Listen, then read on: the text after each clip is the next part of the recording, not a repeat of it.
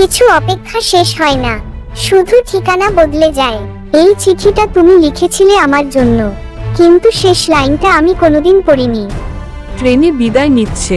আরিয়ান জানালার বাইরে হাত বাড়িয়ে বলল, যদি কখনো মন খারাপ হয় এই চিঠিটা পড়ো। ট্রেন চলে যায়। মেয়েটা কাগজটা বুকের কাছে জড়িয়ে রাখে।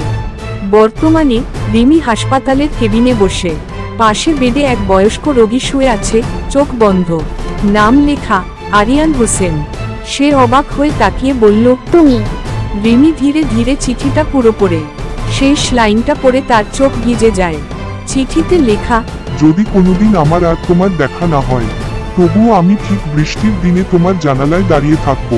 কিছু অপেক্ষা শেষ হয় না, শুধু ঠিকানা বদলে যায়।